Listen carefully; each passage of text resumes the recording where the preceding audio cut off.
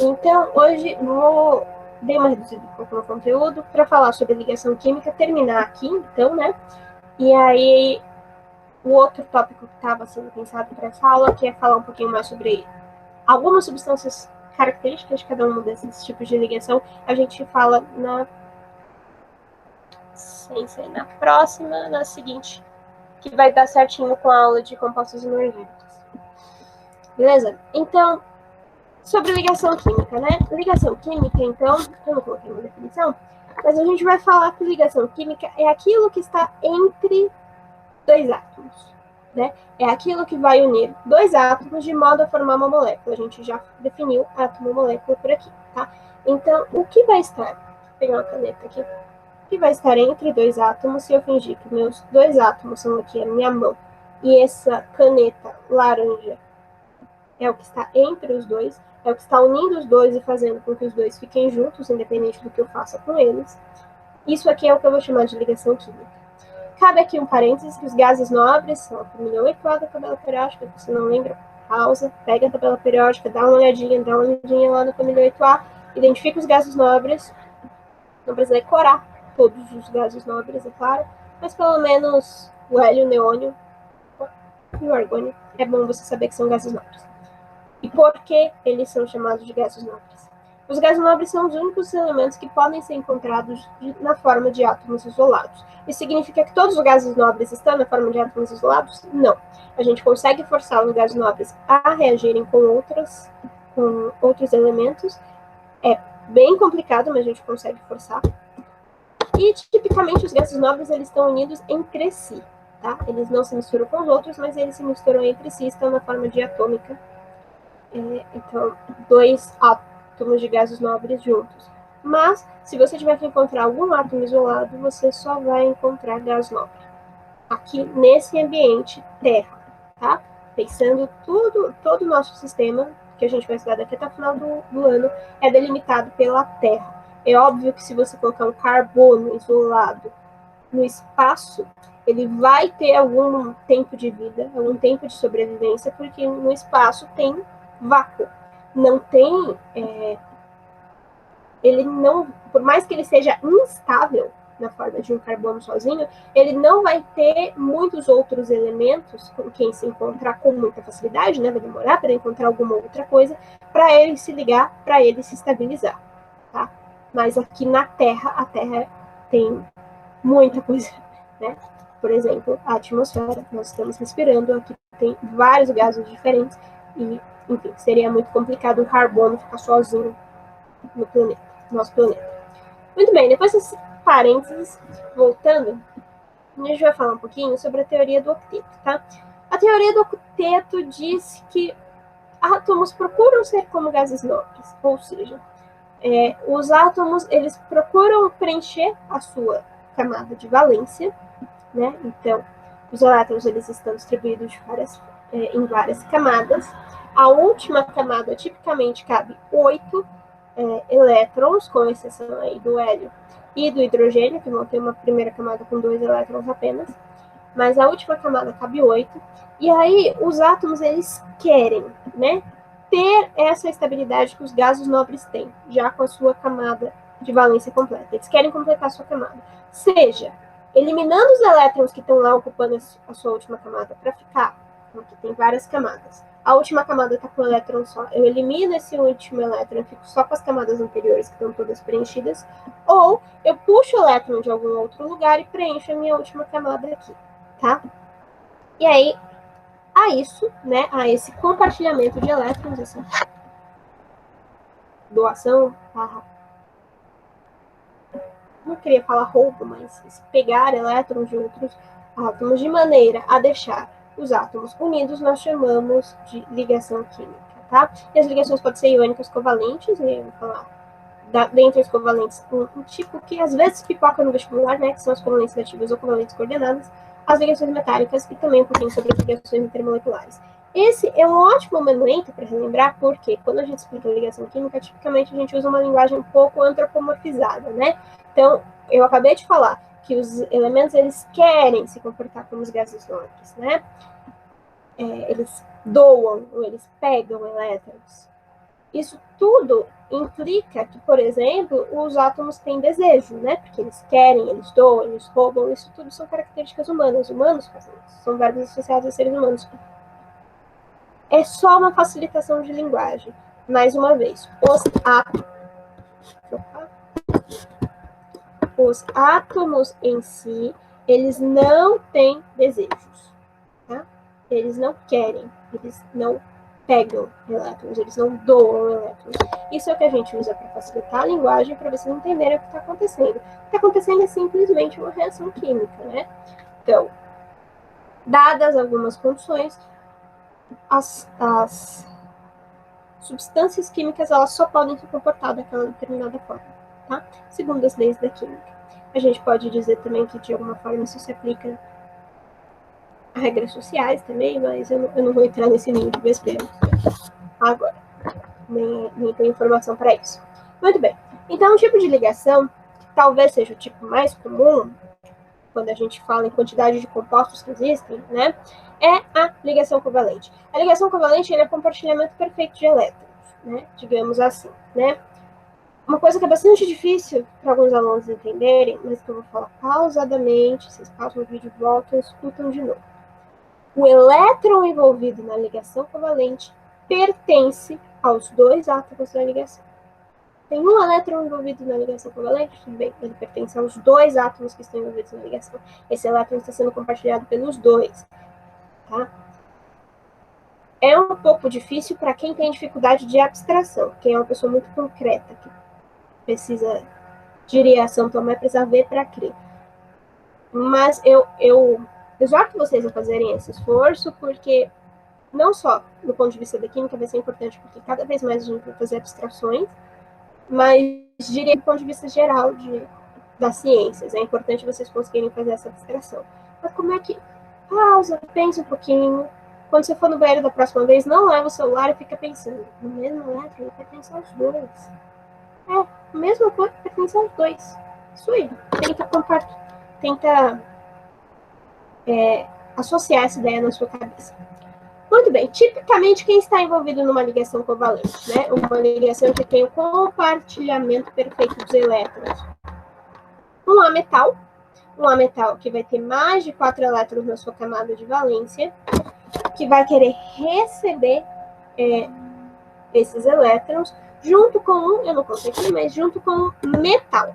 Um metal que vai ter menos de 4 elétrons na sua camada de valência vai querer eliminar esses elétrons que ele já tem, tá? Então, é uma regrinha, claro que na química regras vão ter algumas exceções, mas é uma regrinha geral, tipicamente vestibulares não cobram as exceções, tá? Se eu tiver um metal com menos de 4 elétrons, ele vai querer eliminar esses elétrons da sua camada de valência e ficar só com as camadas anteriores. Camada de valência, mais uma vez, camada de valência é a última camada eletrônica, a gente dá um nome especial para ela, valência.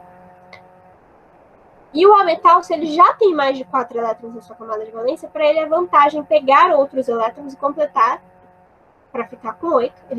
Se ele já tem mais de 4, ele está mais próximo de 8 do que de 0. Então, para ele é vantagem pegar esses elétrons. Então, quem está envolvido numa ligação covalente, tipicamente um metal e um ametal. O hidrogênio, geralmente quando ele aparece com alguma ligação, ele está envolvido numa ligação covalente, né? E é preciso falar também que átomos tipicamente envolvidos numa ligação covalente são os que têm pouca diferença de eletronegatividade entre si. A gente não trabalhou muito em eletronegatividade, né? Só quando a gente viu a tabela periódica por cima, mas lembrando que a eletronegatividade, a afinidade eletrônica, é a capacidade de atrair elétrons ou suportar elétrons perto de si. Mais uma vez, a linguagem não ajuda muito. Mas quando existe pouca diferença dessa eletronegatividade entre dois átomos, eles tendem, se eles forem formar uma ligação, a formar uma ligação covalente. Isso pode ser pouca diferença ou nenhuma diferença. Se eu tiver dois átomos iguais, por exemplo, 2 hidrogênios ou 2 oxigênios, 2 flúors, que são dois átomos idênticos, em eletronegatividade, né, são o mesmo elemento, portanto a eletronegatividade é idêntica, eles tendem também a fazer uma ligação covalente. Vale ressaltar que, apesar dessa pouca diferença de eletronegatividade, que já teve essa aula em algum momento da vida, ou já estudou isso em algum livro, vai pensar, bom, diferença de eletronegatividade, então, existe alguma diferença, então vai ter certa polaridade. O que significa isso? Polaridade é um conceito que está muito em voga, né? A gente fala bastante de polaridade, polarização, tal. A gente fala polaridade, então a gente quer dizer que tem dois polos. No caso da química, isso vai ser sempre associado a polos eletrônicos. Né? Então, eu vou ter um ponto que ele é mais eletronegativo, portanto, ele vai atrair mais elétrons do que outro. Isso a gente vai chamar de polaridade. Dentro de uma mesma molécula, eu vou ter... Deixa eu pegar minha caneta aqui de novo. Dentro de uma mesma molécula, vamos supor, então, que esse laranjinha é a minha ligação. E aqui estão os meus dois átomos envolvidos na ligação. Essa pontinha menor, né, isso eu acho que é azul, essa pontinha azul menor, ela é menor, exatamente isso. Ela tem menos nuvem eletrônica, que ela é menos eletronegativa do que essa ponta aqui maior. Né? Essa ponta maior, então, vai ter mais afinidade com elétrons, vai atrair mais elétrons e vai ter mais elétrons em si do que essa aqui. A gente vai dizer que tem um polo. Né? Se a gente pudesse colocar isso aqui numa balança, a gente diria que teria diferença de massa. A balança ia, no caso, pesar para cá, porque isso teria mais pesado. Mas a analogia da balança é só uma analogia, tá? Isso aqui não tem massa, tá? A gente não pode pesar. Mas a ideia é essa. Existe uma diferença de eletronegatividade aqui. Mesmo que seja pouca no caso da ligação covalente. Mesmo que seja pouca, se tem diferença de polaridade também. E aí a gente vai poder falar que tem um polo. Por convenção, a gente vai sempre falar que o polo está apontando para o lado mais eletronegativo. Então, nesse caso, o polo estaria apontando para cá. Ok? Aqui tem um exemplozinho. Aqui tem um exemplozinho de uma molécula, né, bastante típica, que é o cloreto de hidrogênio, ou o ácido clorídrico, que forma, então, uma ligação covalente. Então, lembrando, o cloro da família 7A, vocês já estudaram a tabela periódica, durante a aula passada essa. O cloro da família 7A, ele tem 7 elétrons na sua camada de valência, e o hidrogênio da família 1A, ele tem um único elétron. Os nomes das famílias, eu não tenho certeza se eu falei isso na outra aula, mas se não falei, estou falando agora. Os nomes das famílias com relação aos números, né, das famílias representativas, então 1A, 2A, 3A, 4A, 5A, diz respeito a quantos elétrons estão na sua camada de valência, que mais uma vez é a última. Então, se ele é da família 7A, ele tem 7. Se ele é da família 1A, ele tem 1. É uma outra vantagem da representação proposta por Mendeleev, tá? Então, se aqui tem 7, para ele é mais vantagem conseguir 1 para completar 8. Se aqui tem 1 só, para ele é mais vantagem perder esse 1. Então, esse 1 aqui vem para cá, tá? A gente pode pensar assim. A gente também pode pensar que aqui ele tem 7, para ele é vantagem pegar 1 para completar essa camada. A gente também pode pensar que o hidrogênio, ele tem 1 só, mas a camada dele só cabe 2. O hidrogênio e o hélio, a camada só cabe 2. Daí para frente, a camada cabe 8. Então, ele vai pegar um elétron daqui. Esses elétrons aqui, esses dois elétrons, eles estão envolvidos na ligação química e eles pertencem aos dois. Façam esse exercício de abstração. Os elétrons envolvidos na ligação química pertencem aos dois átomos envolvidos. Então, quando eu for contar aqui, eu vou contar e vou descobrir que o cloro está com 8 elétrons e o hidrogênio está com 2 elétrons. Muito bem. Um parênteses dentro dessa ligação covalente é a ligação covalente dativa ou ligação coordenada, né? Ela teve um ápice ali em 2015, 16, né, porque eu estava fazendo vestibular, elas apareciam bastante. Hoje elas não aparecem tanto, né? 15, 16, 17. Hoje não aparecem tanto, mas vamos explicar o que elas seriam, né? Seria uma ligação covalente, então seria um compartilhamento, mas apenas um dos átomos está contribuindo com essa ligação. Então, deixa eu colocar aqui. O hidrogênio, então, contribuiu dando um elétron para o cloro contribuiu dando um elétron para o hidrogênio. né? Então, aqui, o hidrogênio ficou com 2 e o cloro ficou com 8. Saíram os dois contentes. Aqui, nesse caso, eu diria que seria, se a gente antropomorfizar o negócio, tem um átomo aqui, que é um átomo B, ele precisa de elétrons, o átomo A está estável e o átomo A vai ser legal e vai doar os elétrons dele, compartilhar os elétrons dele com o átomo B, né? E aí aqui eu vou representar por uma setinha o átomo A entregando um par de elétrons para o átomo B, né? É um tipo de ligação difícil de entender, porque não é exatamente assim que ela acontece.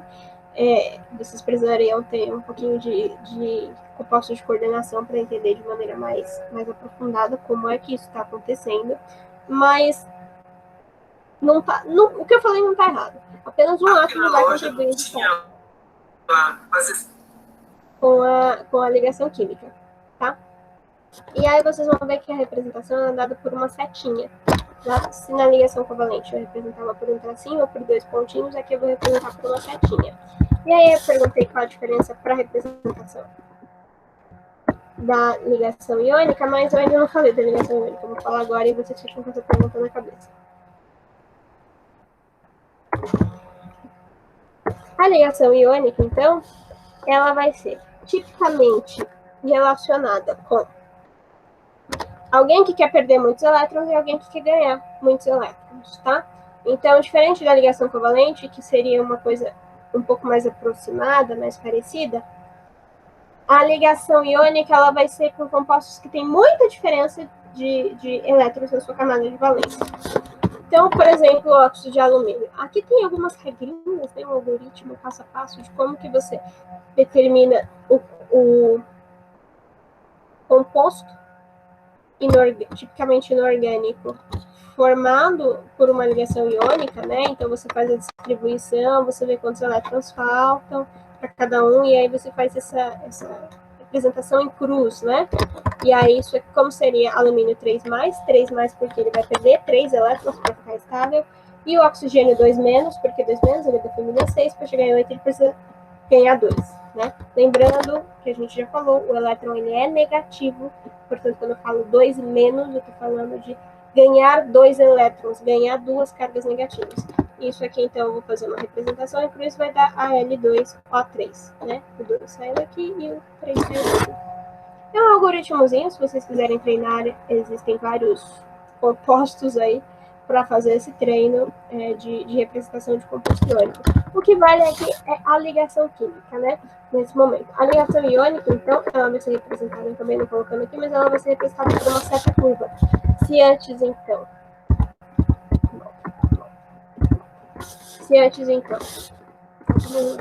era uma seta reta, digamos assim, a ligação iônica ela vai ser exatamente essa mesma seta, mas com uma curvinha, uma certa curva. E aí, composto formado por ligação iônica vai ser chamado de composto iônico. Tipicamente vai ter não só uma grande diferença de quantidade de elétrons, mas uma grande diferença de polaridade, tá? Então, nesse caso aqui, o oxigênio é muito mais eletronegativo do que o alumínio, então a gente vai ter um polo aqui significativo para o oxigênio, tá? A ligação metálica, então, é um outro tipo de ligação. Tipicamente acontece com os metais de transição, é aquele depressão no meio da tabela periódica, né? A gente diz que ela, a principal característica dela, ela tem um mar de elétrons, né? Então, todos os átomos de um metal estão aqui, né? E os seus elétrons ficam meio que livres. Tem um gifzinho. Aqui, então, seriam o que tá verdinho, então, seriam os átomos de metal eletricamente, assim, eles separados, né? Eles deixam seus elétrons livres, e aí eles se unem no retículo cristalino, e aí seus elétrons ficam livres aqui, que seriam esses pontinhos azuis, passeando livremente entre os átomos desse mesmo metal de transição. Isso explica algumas características dos metais. Por exemplo, os metais são ótimos condutores de calor e de eletricidade, né? Vocês, por exemplo, devem saber que, enfim, fios de cobre são utilizados em postes, costumam ser roubados, inclusive. ou que metais, enfim, esquentam bastante, né? Ferro de passar, por exemplo, é um metal, não é um plástico que está ali. Então, a justificativa de por que essas características são assim, então veja, a característica macroscópica ela está sendo justificada do ponto de vista micro. Características de por que os metais são bons, a explicação de por que metais são bons condutores é por causa do tipo de ligação que eles formam. Muito bem, então seria esses os tipos de ligação intramoleculares gerais, tá? A gente também pode falar, dentro de ligação química, sobre a polaridade da ligação. Então, eu já falei um pouquinho sobre polaridade, sobre diferença de polos, né? Ou de momento de polo. A gente diz que quando a ligação acontece entre dois átomos iguais, idênticos, indistinguíveis entre si, então dois oxigênios, dois hidrogênios, dois flúoros, ela é uma ligação apolar, tá? Que significa que não tem polo. Então, deixa eu pegar a minha caneta aqui de novo. Agora, eu coloquei uma tampa de cada lado. O tamanho do polo é idêntico dos dois lados, né? Dos dois átomos que estão envolvidos na ligação química. Se ela é idêntica, então não tem um momento de polo. Digamos que você vai apontar a seta para onde, né? Se os dois estão iguais. Logo, não tem momento de polo. No entanto, se for uma molécula diatômica, ou seja, uma molécula formada por dois átomos, e os dois átomos não forem iguais, não forem dois flúoros, dois oxigênios, dois hidrogênios, dois fluoros, enfim, independente de qual átomo seja, se eles não forem iguais, eles necessariamente vão ter uma diferença de eletronegatividade entre si, necessariamente vai ter uma polaridade baixa ou alta, né? Essa polaridade, então, vai ser calculada por esse mica, chamado de momento de dipolo. Mais uma vez, eu não vou aprofundar isso, porque vocês não sabem matemática o suficiente para poder calcular. Mas saibam que esse μ, então, depende da eletronegatividade de cada um dos compostos, que é esse delta aqui, que esse composto delta representa dessa fórmula, e pela distância, tá? Uma maneira de representar, então, por exemplo, aqui eu tenho HF, você pode representar como uma setinha, né? Você aponta, a ponta da seta fica para o átomo mais eletronegativo, que nesse caso é o flúor. Você também pode representar na forma de colocar um delta mais e um delta menos. Delta mais no menos eletronegativo, delta menos no mais eletronegativo. Vamos lembrar mais uma vez da eletronegatividade em relação com elétrons, que é uma carga negativa. Então, toda vez que eu coloco menos, eu estou falando de elétrons, tá? E aí, esse μ aqui é só para representar que é o momento de dipolo que está sendo calculado aqui. Eu já vi alguns livros didáticos utilizando, ao invés desse delta aqui, utilizando uma letra D minúsculo mesmo. Confunde com a distância, né? Aí eles representam a distância da ligação química como D maiúsculo. Mas alguns livros didáticos optaram por isso, porque a justificativa dos autores é que os alunos estão cada vez menos acostumados com o alfabeto grego, né? Então eles não sabem representar esse delta minúsculo aqui, né? Quando eles sabem representar delta, é só o delta da fórmula de Bhaskara, que é o maiúsculo, que é aquele parece um triângulo. É um triângulo, né? Então, como eles não sabem representar delta minúsculo, acaba colocando D minúsculo aqui e distância com D maiúsculo. Eu acho que confunde e eu acho que vocês têm capacidade de desenhar esse símbolozinho aqui. Por isso que eu deixei assim, mas se vocês encontrarem uma molécula sendo representada aqui com D mais e D menos, não estranhem, por conta dessa simplificação, tá? Então, o que acontece aqui é basicamente representar essa diferença de dipolo. Toda ligação química vai ter uma diferença de dipolo se for formada por átomos diferentes. A única forma de não ter um momento de dipolo é se os átomos forem iguais. É claro que se um átomo for muito eletronegativo e o outro for pouco eletronegativo, esse momento de dipolo vai ser muito maior do que entre dois átomos com eletronegatividade parecida, tá? Dois átomos com eletronegatividade parecida vão tipicamente formar uma ligação de covalente, né? E esse momento de dipolo não vai ser tão claro, mas ele vai existir, mesmo que ele seja pequeno, tá? Muito bem, então a gente já falou sobre polaridade de ligação. Polaridade de ligação covalente eu acabei comentando quando a gente falou de ligação covalente mesmo. E agora uma questão, né? Eu apresentaria para vocês é polaridade de uma ligação. Né? O fato das ligações serem polares torna a molécula inteira polar necessariamente? para aí o vídeo, pense um pouquinho na pergunta e responde, tá? Se você já pensou, vem aqui comigo. A polaridade da molécula, ela é pensada no momento de dipolo, que é esse Mi aqui, total. Se o Mi total for zero, a molécula é apolar, ainda que as ligações que a formam sejam polares. Então, deixa eu deixar aqui uma setinha. Por exemplo, a gente tem o H2S. Essas duas ligações aqui são polares, porque essa ligação é formada entre o hidrogênio e o enxofre. Tanto o hidrogênio quanto o enxofre são átomos diferentes entre si, portanto, existe um momento de dipolo aqui, esse momento de dipolo está sendo apontado para o enxofre. Mesma coisa aqui, esse momento de dipolo está sendo apontado para o enxofre. Porque o enxofre é o mais eletronegativo, então aqui eu colocaria um delta mais, delta menos aqui, delta menos nesse hidrogênio também. Portanto, existe um momento de dipolo aqui.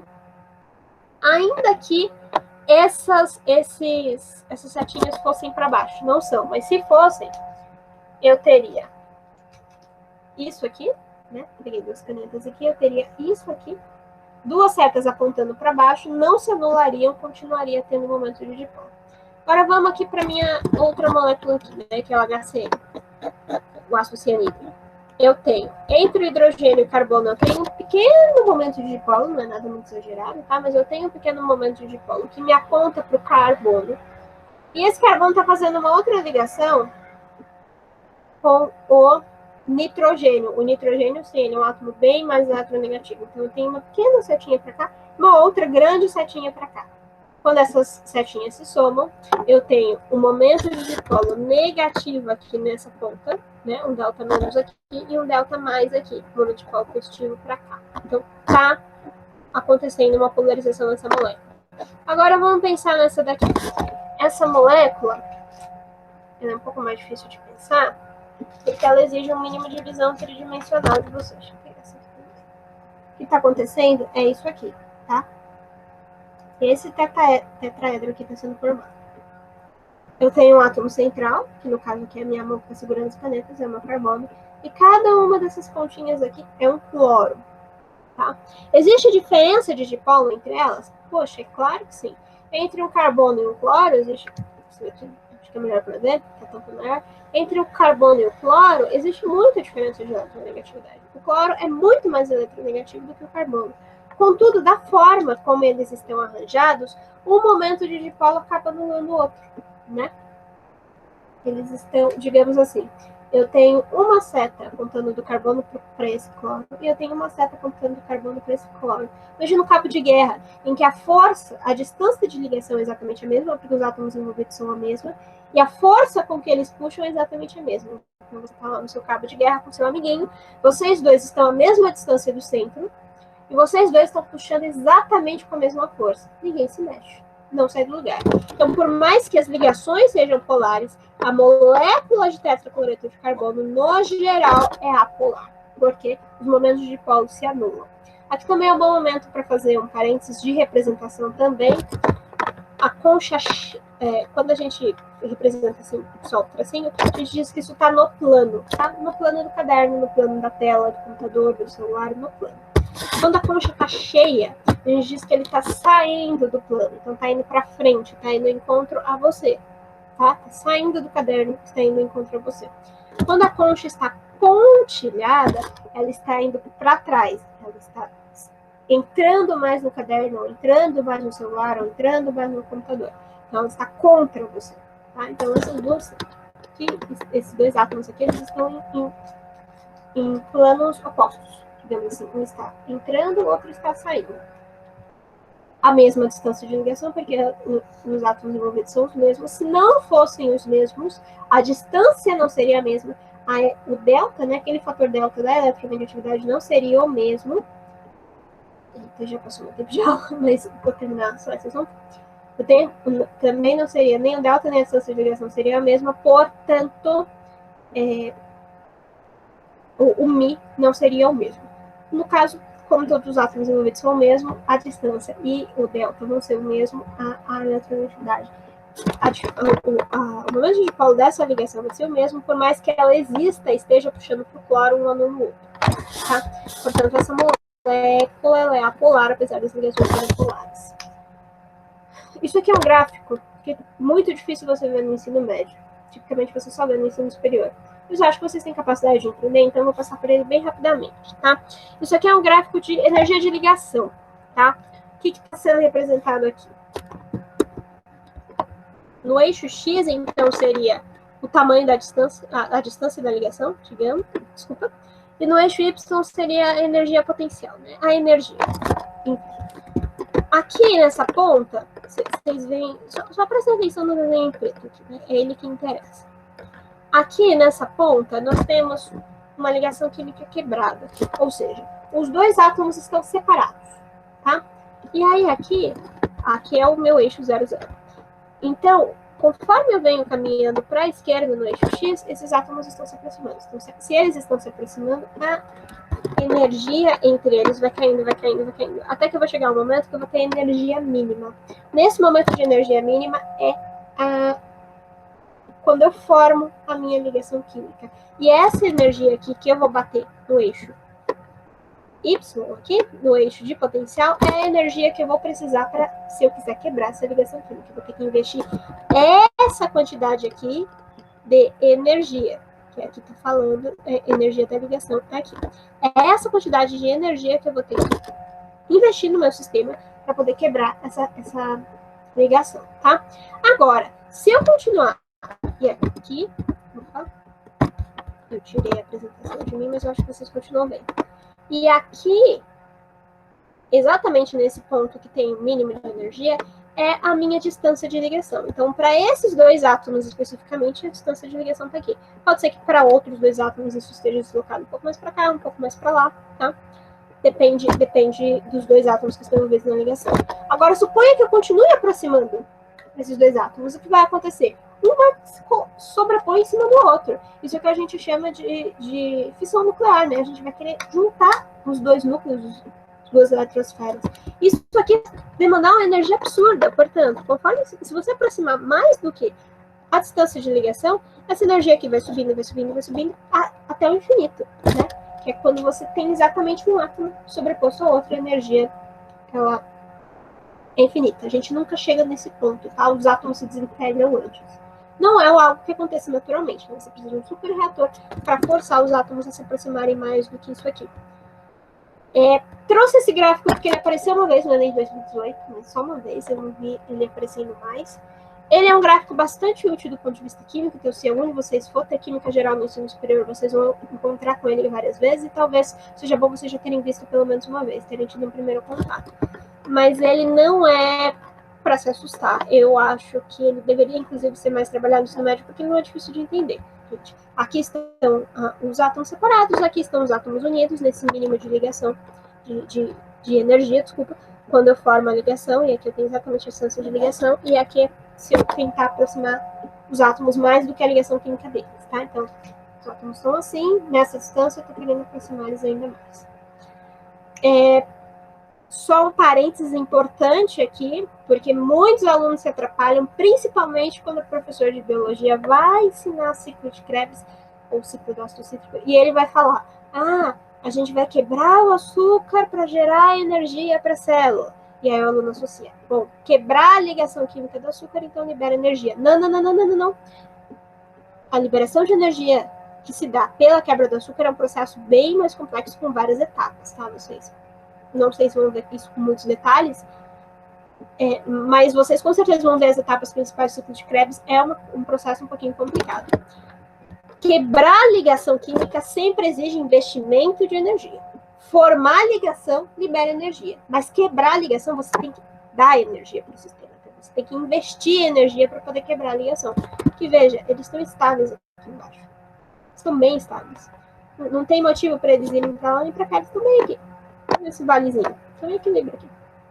Então se eu quiser quebrar essa ligação, voltar para cá, por um momento em que os átomos estão separados, eu tenho que investir energia nisso, tá?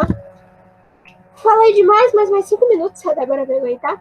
Para eu falar de ligações intermoleculares, é rapidinho. As ligações intermoleculares são as ligações que existem entre as moléculas, tá? Elas são mais fracas que as ligações intra, tá? Então, isso aqui é uma molécula, esse representaçãozinha preta aqui, então é uma ligação intra, então tá dentro da molécula, entre os átomos da molécula. E aqui eu tenho um átomo, outro átomo, outro átomo. Esse pontilhado preto, esse pontilhado vermelho aqui, então é o que eu vou chamar de intermolecular attraction, né? Atração intermolecular. Então tá entre as moléculas.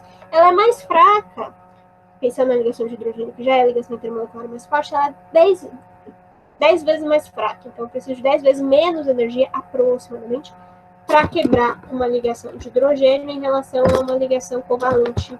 Então, nesse caso aqui, que é exatamente isso que está representado. Essa ligação aqui, eu vou gastar 10 vezes menos energia para quebrar do que essa ligação aqui.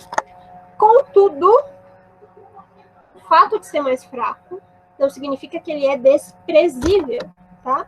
Não é porque, é mais fraco, eu vou ignorar. Não, não, não. As ligações intermoleculares são bastante importantes. Elas não só explicam muitas propriedades macroscópicas, como elas são extremamente relevantes, né? Então, a ligação de hidrogênio, que é o principal tipo de ligação intermolecular, ela, por exemplo, é que estabiliza o seu DNA, né? Você não quer que o seu DNA fique instável, né? Você quer que o seu DNA fique estável. Como que ele é estabilizado naquela forma de dupla fita? Todos vocês já viram aquela dupla fita que vai rodando, né? São ligações de hidrogênios entre as bases nitrogenadas que mantêm o DNA na forma de dupla fita. Você abre a dupla fita, reproduz a dupla fita, volta para a dupla fita, tá? Então, elas são fracas, mas elas não são desprezíveis. 5 minutinhos para terminar, espero que menos. Ligação de hidrogênio, então, é dipolo permanente, é dipolo induzido, que também é chamada de dispersão de London. São os tipos de ligações intermoleculares. Antigamente, todo tipo de ligação intermolecular que não era ligação de hidrogênio também era chamada de ligação de Van der Waals, que foi o cara que estudou bastante esse tipo de ligação. Então, são nomenclaturas que podem pipocar aí no vestibular. Van der Waals, dispersão de London, dipolo permanente. Dipolo permanente também pode ser chamado de dipolo-dipolo. Uma linguagem um pouco mais antiga, que já faz tempo que o Caco derrubou, mas pode ser que pipoque. Eu não sei quem é que vai formular a prova de vocês.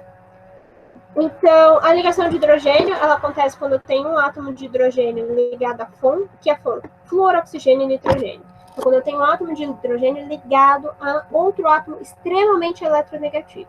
Então, esses aqui são os 3 átomos mais eletronegativos que nós temos na tabela periódica.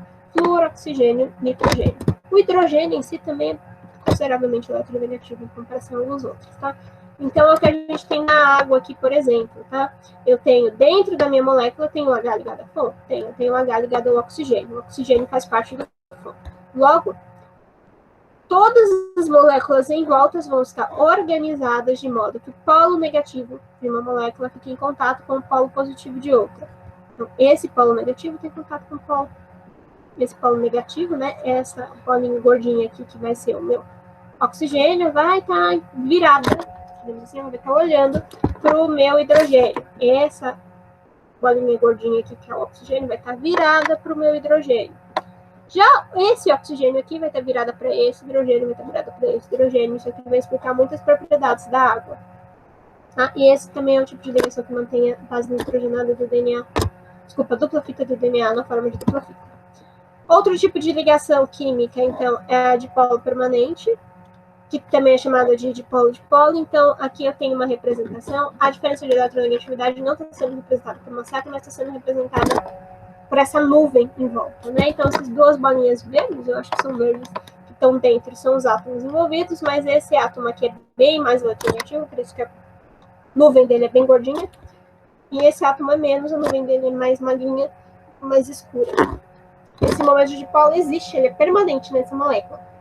Então, as moléculas vão se organizar de modo ao lado mais eletronegativo ficar virado para o lado menos da outra molécula e assim, na forma de uma rede. Tá?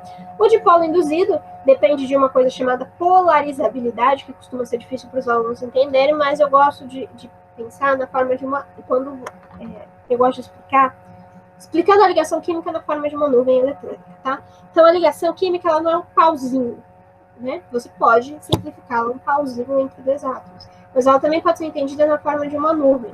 Então, existe uma nuvem aqui em volta.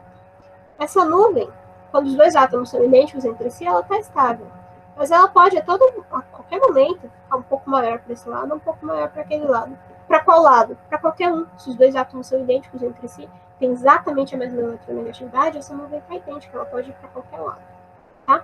Quando ela vai para um lado, qualquer que seja esse átomo, qualquer que seja esse lado, ele cria um momento de dipolo induzido. Esse momento de dipolo pode ser quebrado com maior facilidade e a qualquer momento. Se ele tem um dipolo induzido, ela vai se comportar desse modo aqui, tá? Como um dipolo permanente, né? E aí os átomos vão se virar, o lado que ficou com menos nuvem eletrônica vai se virar para outra molécula que está com mais nuvem eletrônica, e assim elas vão se arranjar no range cristalino como se fosse um momento de dipolo permanente, tá? Isso de ligações intermoleculares, então elas são entre as moléculas, não são intra. Elas são mais fracas, mas não são desprezíveis, e tipicamente elas envolvem uma diferença de eletronegatividade em que a parte mais eletronegativa da molécula fica de olho na parte menos eletronegativa. Então, aqui algumas questões que vocês devem saber responder depois dessa aula. Tem algumas questões também que eu não vou me propor a responder agora, mas esse slide, a partir de amanhã, já vai estar lá no Google Sala de Aula, então vocês vão conseguir ver com calma. Passei um pouquinho do horário, mas pelo menos acertei o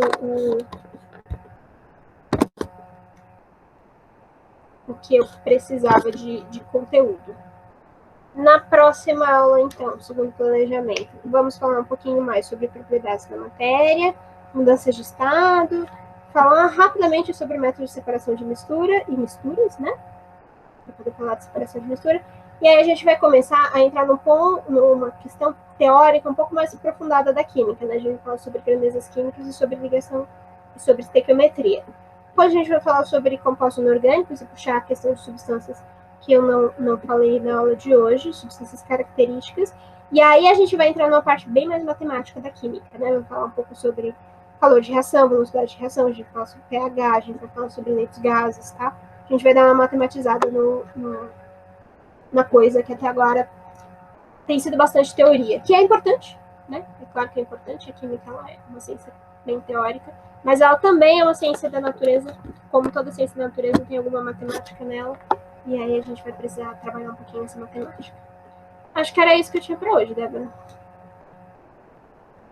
Belezura, vou encerrar a gravação aqui. Peraí.